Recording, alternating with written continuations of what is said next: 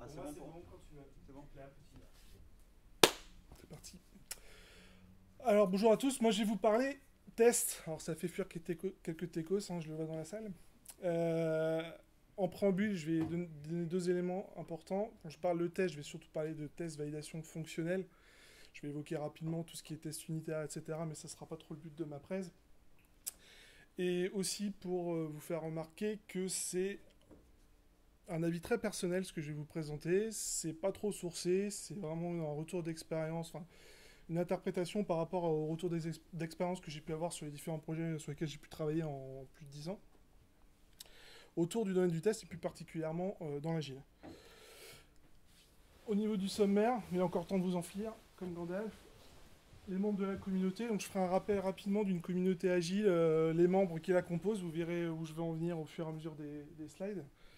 Après, je ferai une petite aparté, le testeur oublié, pourquoi. C'est important de resituer le contexte, pourquoi c'est un rôle qui a tendance à être un peu mis de côté, à mon avis, toujours. Après, un petit rapide descriptif du testeur agile idéal, encore une fois, à mon humble avis. Après, je me suis quand même un peu renseigné, et je ne parle pas dans le vide, et c'est plutôt des notions qu'on retrouve un peu partout. Et une petite ouverture à la fin, avec la notion de test ops, on en reparlera quand on y arrivera. Alors, les membres de la communauté. Alors, je suis un peu embêté parce que je pensais qu'il allait avoir des gifs toute la journée avec Gimli, Legolas, etc. Donc, je me suis dit j'allais détourner le truc un petit peu en mettant des bons informaticiens avec leurs jeans et leurs chemises des années 90. Donc, vous allez les reconnaître quand même, hein, c'est évidemment tous les acteurs de la communauté. Et donc, j'ai décrit à peu près tous les rôles sur un projet agile. Alors, j'ai pris plutôt un projet Scrum, j'ai élargi à certains rôles, vous le verrez. Donc, dans une équipe agile, on va retrouver un product owner. Donc, il va exprimer son besoin, il va initialiser les backlogs, faire les priorisations, rédiger des US. Il va probablement faire du test. Le Scrum Master, bah, lui, il va animer l'équipe agile, il va gérer le backlog, va faire la passerelle entre le PO et l'équipe de dev, animer les rituels agiles. Probablement qu'il va faire du test aussi. Les business analysts, donc eux, ils vont souvent être intégrés un peu avec le PO, ils vont faire la rédaction des US également, ils vont faire support au PO, récupération de JDD. Probablement qu'ils feront du test de leur côté aussi. Les développeurs, bon bah voilà, le nœud de nos métiers, le développement, la conception, les choix techniques, les TU. Donc comme je l'indiquais en introduction, les TU je les mets ici parce que pour moi ça fait partie intégrante du processus de développement, à l'image de bien nommer ses variables, commenter du code, concevoir intelligemment son archi. Tout ça, c'est intégré dans le dev, donc même s'il y a la notion de test, je l'exclus un petit peu de ce que je voulais dire. Mais les développeurs vont aussi faire du test. Ils vont tester, une fois déployés, leurs évolutions, ils vont tester et valider que ça fonctionne. Après, on a l'UX, donc il va faire du maquettage, de l'intégration graphique, de l'ergonomie. Donc là, j'ai élargi sur une équipe agile un peu complète, parce que c'est évidemment, ça peut être intégré dans les équipes de dev, il n'y a pas toujours un UX dédié sur chaque projet. Bah, lui aussi il va faire du test, il va tester plutôt l'aspect graphique, mais il va tester le rendu de l'application. Le DevOps, donc lui il va s'occuper des infras, de l'intégration continue, le déploiement, livraison, des métriques, des logs, voilà, il va essayer de rapprocher les équipes de dev avec l'opérationnel, hein, d'où son nom. Probablement qu'il fera des tests, alors lui ça sera peut-être un peu plus ciblé par rapport aux autres. Et là, si je m'arrête là, vous allez voir à peu près tous vos projets, vous dire bon bah voilà, il y a une équipe complète, on n'a oublié personne. Parce que dans la communauté Lano, ils sont 9. Il y a le testeur. Le testeur, bah, il va faire du test, c'est une évidence. Mais on l'oublie parce que souvent, vous l'avez vu dans les rôles que j'ai décrits, tout le monde fait un peu du test. Et finalement, c'est pas forcément un rôle qu'on va intégrer dans une équipe qui va être placé sur quelqu'un, une vraie responsabilité de testeur avec son expertise, etc. Et on va essayer de comprendre pourquoi. Pourquoi on oublie ce rôle-là ou ce domaine d'expertise-là. Bah déjà, pour une raison assez simple, cursus et connaissances, on a tous fait des écoles d'ingé, des facs, C'est pas forcément quelque chose qui est très développé. On va avoir certains modules. Moi, si je reprends mon expérience personnelle, de mémoire, j'ai vu un module de quelques heures sur le test logiciel, vraiment surface. Tu arrives en entreprise après, on te balance sur un projet, tu fais du dev, le test, tu t'en cagues un peu. Derrière, envie de faire du test chez le client et sur les équipes. Donc vu en associé avec le cursus qui n'est pas forcément dédié pour ça, bah forcément, en tant que dev, on vient pas pour faire du test, hein, on vient faire du dev. Donc ça nous intéresse pas, c'est chiant. Le client, oh, moi je vais en faire du test, vous allez tester un petit peu votre application, ça va me coûter de l'argent de faire venir des gens qui vont tester l'application, etc. Donc il n'a pas forcément envie d'en faire. Et c'est une expertise qui était méconnue et dévoilée. Pour une phrase qu'on entend souvent, n'importe qui peut tester. Alors j'ai mis oui mais non, pourquoi? N'importe qui peut exécuter un test. Bah oui, c'est même un des grands principes, c'est quand on rédige un test, il faut que n'importe qui puisse le passer, sinon c'est un mauvais test. Par contre, derrière, dans le test, il n'y a pas que l'exécution.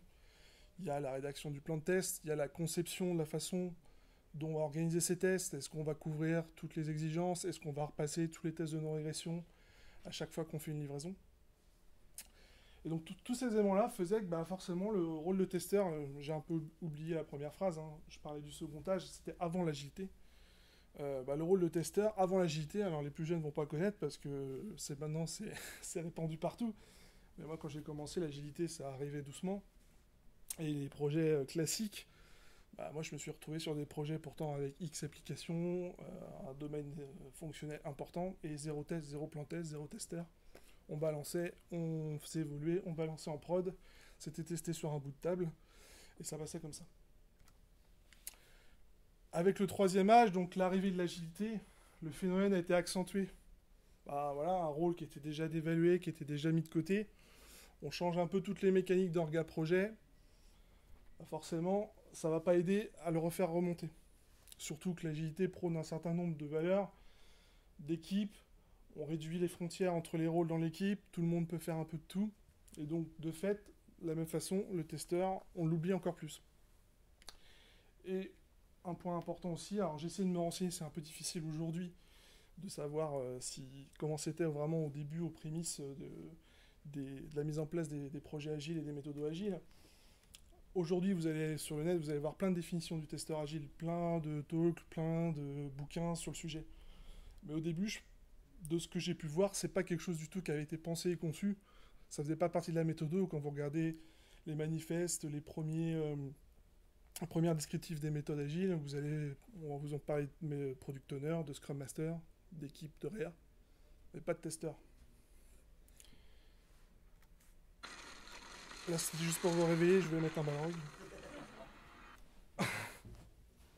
Le testeur agile idéal. Alors du coup, en partant de ce principe-là, moi je me suis dit, par rapport à mes expériences, les différents projets sur lesquels j'ai pu bosser, les différentes organisations de tests que j'ai pu voir au fil des années, quelle serait la position idéale et comment on pourrait intégrer un testeur intelligemment dans un projet agile demain et potentiellement dès aujourd'hui parce que, comme je le répète, c'est malheureusement un manque aujourd'hui à mon avis.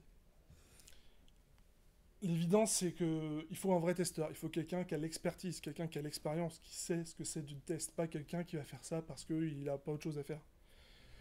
Il faut quelqu'un qui soit intégré à l'équipe, qui soit un membre intégrant de l'équipe, comme le développeur, comme le product owner, comme le DevOps, comme l'UX.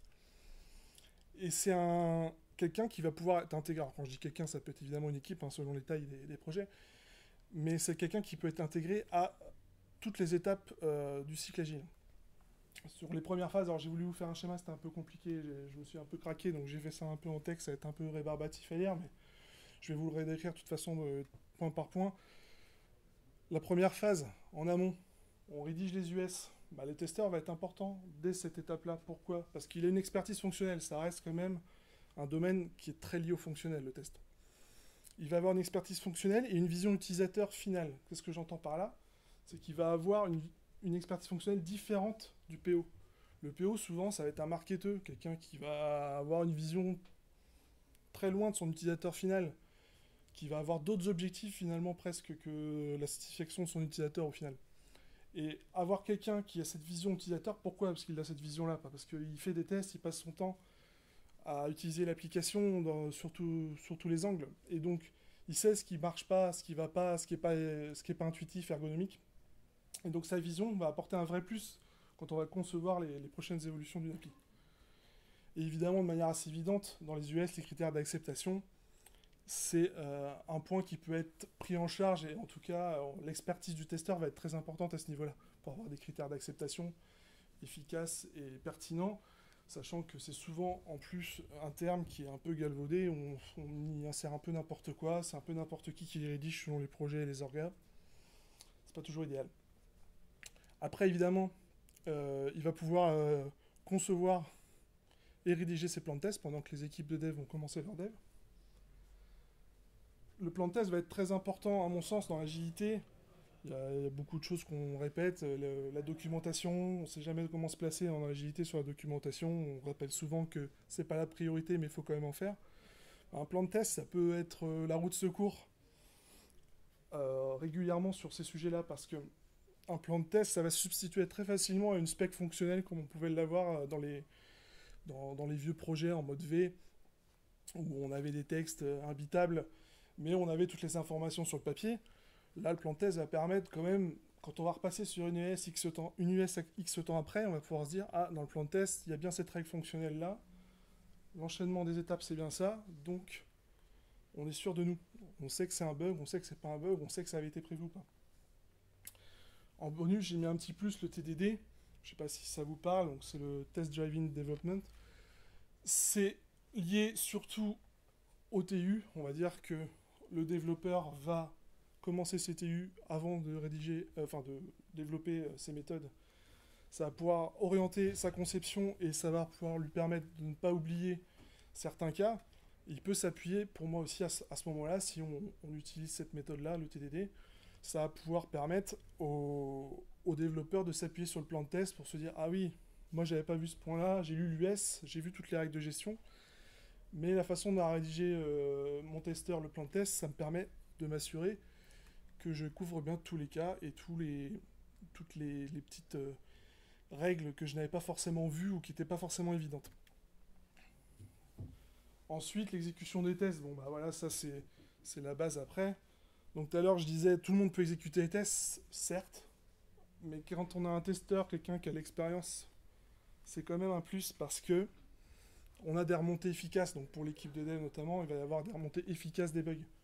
C'est une grosse plus-value. On va pas avoir des faux négatifs qui tournent où on se tape 10 bugs qui veulent rien dire et qui servent à rien parce que c'est pas des bugs. On va avoir un descriptif clair du bug avec potentiellement même une première analyse via les logs, via des investigations en console parce que le testeur il sait aussi faire quelques trucs techniquement. Après, l'automatisation, robotisation. Alors j'ai mis robotisation parce que on fait souvent l'amalgame entre les tests auto que vous allez pouvoir avoir avec des frameworks quand vous faites des TU. La robotisation, moi je parle vraiment d'outils ou de frameworks qui vont permettre de simuler un test humain, un test manuel.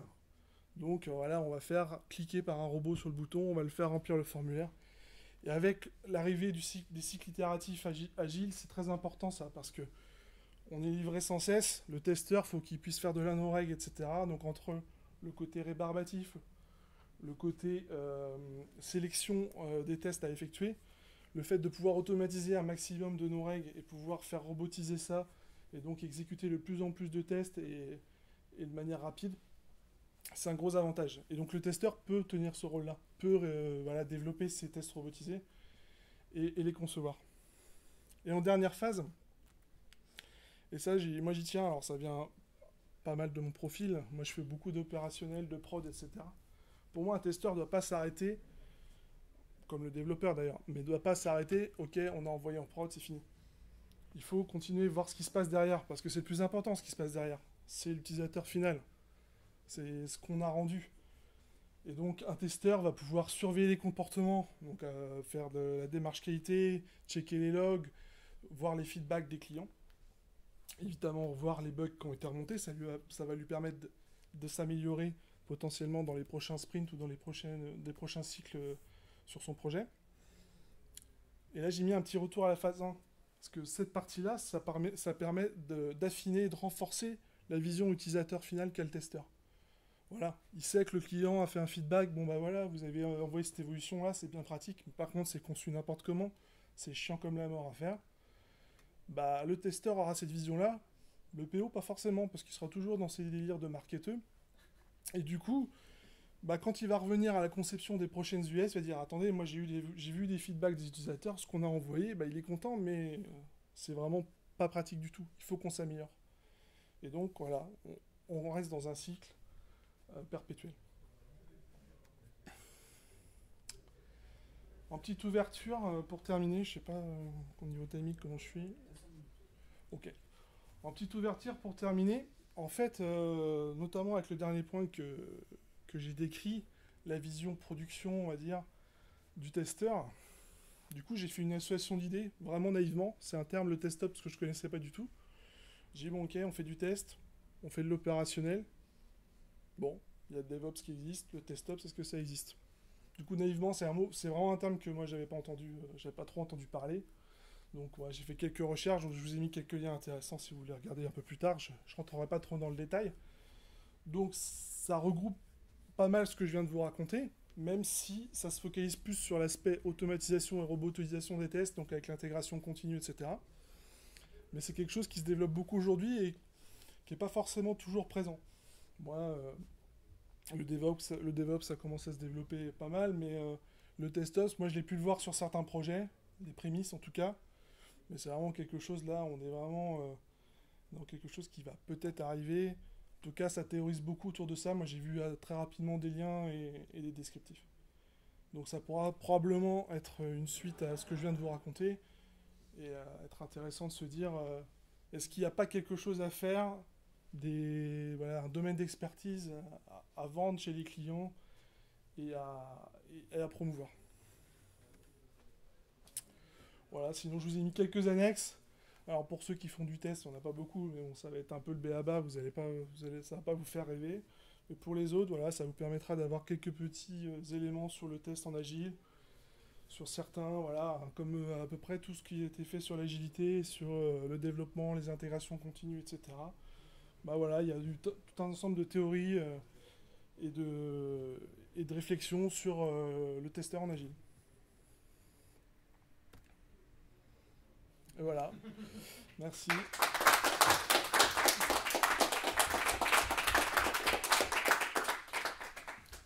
coup, on a du temps pour des questions.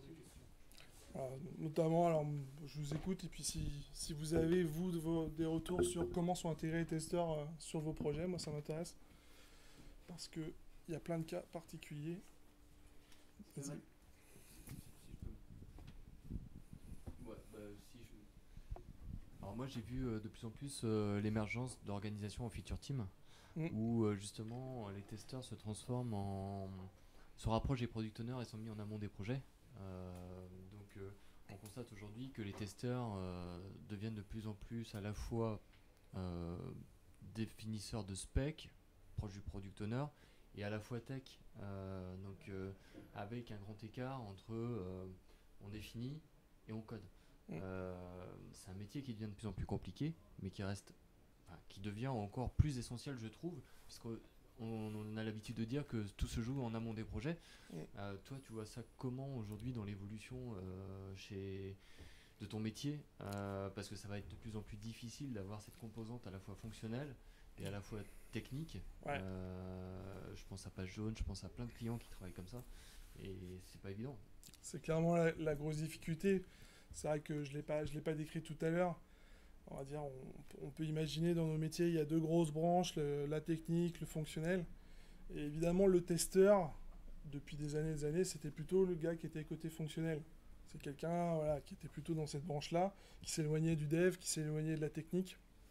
Effectivement, aujourd'hui, avec le test-up, c'est ce que tu viens de dire, hein, ça se rapproche des mécaniques de test-up que j'ai ouvert à la fin. Effectivement, va falloir que les testeurs soient de plus en plus présents et se remettent un peu dans la technique et dans le développement. Je pense que c'est plus dans ce sens-là à le faire, parce qu'un développeur qui va avoir des connaissances solides en back, en front, lui dire de faire du framework, parce que c'est du framework basique, moi j'en ai vu tourner, j'ai pu en rédiger, en scripter un petit peu. Voilà, on est sur quand même des langages extrêmement simples et un peu enfantins, donc ça va pas faire rêver les développeurs, c'est clair.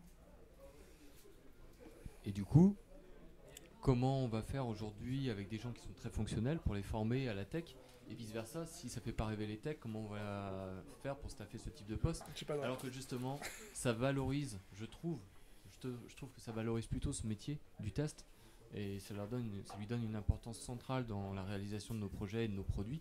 Moi, je parlais de Lean Startup tout à l'heure. Je vois plutôt une organisation où le testeur est en amont plutôt qu'en queue de peloton. Et aujourd'hui, on n'a pas de formation dédiée à ça, et donc on va avoir un souci. Clairement, et bah, je reviens à ce que je disais, même le testeur, personne n'est formé à faire du test aujourd'hui. Enfin, il y a des formations de tous les côtés, mais on sort pas de la fac ou de l'école d'ingé en tant que testeur, ça n'existe pas. Donc c'était déjà un manque, donc si on rajoute effectivement tous les problématiques qu'on vient d'évoquer, ça va être un vrai problème.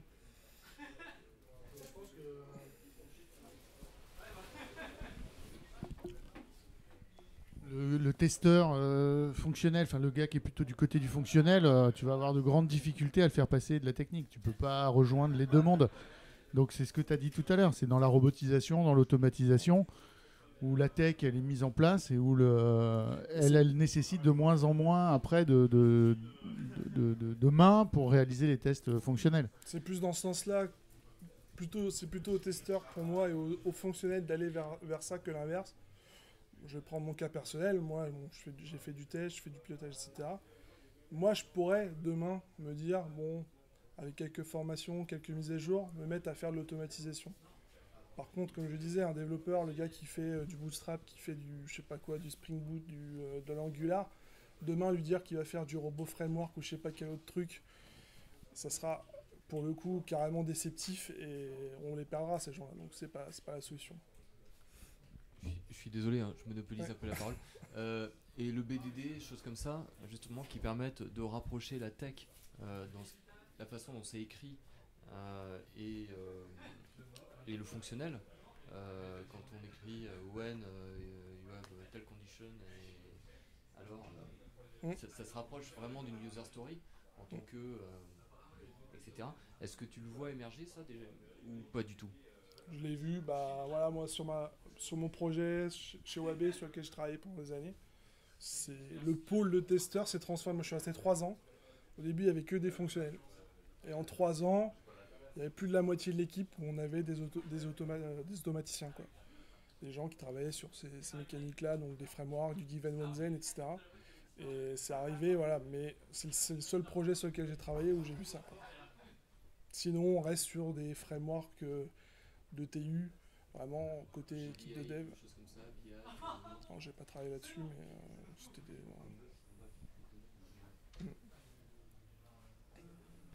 Ouais, j'ai juste Vas-y. une petite question du coup. Déjà, là où tu es en mission, est-ce que vous êtes plusieurs testeurs et surtout, comment tu es intégré à tous ces maillons de la chaîne de développement jusqu'au run? Je l'ai pas introduit parce que j'avais peur de manquer un peu de temps. C'est vrai que moi, cette présentation m'est venue effectivement de la mission où je suis. Il n'y a pas de testeur dans la mission où je suis. Il n'y en a pas du tout. C'est un gros projet. On est une vingtaine. Il y a quasiment, enfin plus d'une vingtaine, il y a quasiment 20 devs. C'est un espace client donc de Groupama. Je suis chez Groupama. Donc il y a du gros fonctionnel derrière. C'est extrêmement compliqué. C'est extrêmement riche. Malgré tout, il n'y a pas de testeur. C'est testé par les clients. Alors par contre, ils ont une orga de test client assez folle, c'est-à-dire qu'ils passent des semaines et des semaines. Alors là, on n'est plus du tout dans l'agilité, du coup. Ils passent des semaines et des semaines à valider ce qu'on livre en aval. Mais en amont, à part le BA qui va passer, c'est pour ça la présentation de tous les rôles que j'ai fait, le BA, le PO, le développeur qui vont passer, qui vont faire des tests sur des bouts de table. Il n'y a rien. Il n'y a rien de structuré. Il n'y a pas un plan de test sur ce projet-là. C'est un projet énorme. Il n'y a pas un plan de test. Donc, c'est de là que ça m'est venu effectivement de me dire, je trouve ça incroyable que dans un projet aussi grand, ça soit complètement mis de côté, quoi. Alors que ça devrait être un des éléments les plus importants.